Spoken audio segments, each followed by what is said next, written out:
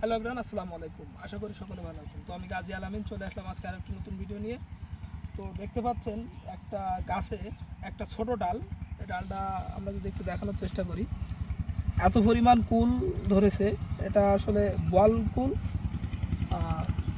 এই একটা ডালে 1 কেজির বেশি হবে। তো এই অবস্থা। আরও কিন্তু ইতিপূর্বে এখান থেকে যে বড় বড় কুল যেগুলো পেকে গেছে সেগুলো কিন্তু সংগ্রহ করা হয়ে গেছে। তো কুল কিন্তু বেশ একটা লাভজনক ফসল। তো লাভজনক বলে এই যে মানুষ আবার ধানের জমিতে আপনি কুল চাষ করে বসে থাকবেন, এটা কিন্তু আবার খারাপ।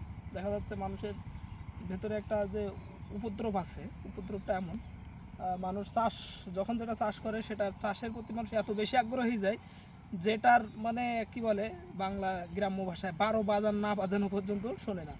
তো কুল করতে হবে কেমন জমিতে? পতিত জমি, যেখানে আপনার জমিটা উঁচু আছে, যেখানে ধান ভালো হয় না, এমন জমিতে। তো পাশাপাশি আমরা যদি আর একটু দেখানোর চেষ্টা করি, তো এখান থেকে যে শুধু একটা ডালই এমন সুন্দর হয়েছে ফুল তা কিন্তু না। এই যে এখান থেকে একটা ডাল, তারপরে আপনার এই একটা ডাল, এটা আপনার হচ্ছে সম্ভবত এটা বলে থাই।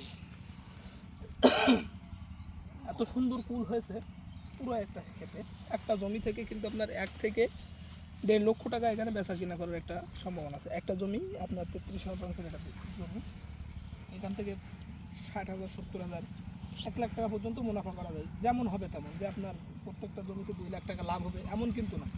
প্রত্যেকটা যে গাছের প্রত্যেকটা ডালে ডালে এত সুন্দর পরিমাণ ফুল হয়েছে। আর এটা সম্ভবত 1 বছরের গাছ, নতুন গাছে এবার লাগানো হয়েছে, প্রথম বছরে আসলে বাজিমাত। তো আসলে এই যে বাগানটা, এই সাইডটাও দেখেন 2 রকম মিলাই করা আছে, ছায়া আপনার বল।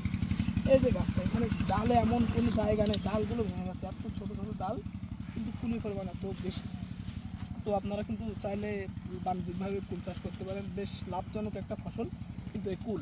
পাশাপাশি কুলের পাশাপাশি কুলটা যখন আপনি ডালগুলো কেটে দেবেন, এর ভেতরে কুমড়া বলেন অন্য অন্য চাষগুলো কিন্তু সুন্দরভাবে করা যাবে। তো বাণিজ্যিকভাবে কুল চাষ কিন্তু বেশ লাভজনক। তো ধন্যবাদ, আজকে এই পর্যন্ত। আসসালামু আলাইকুম।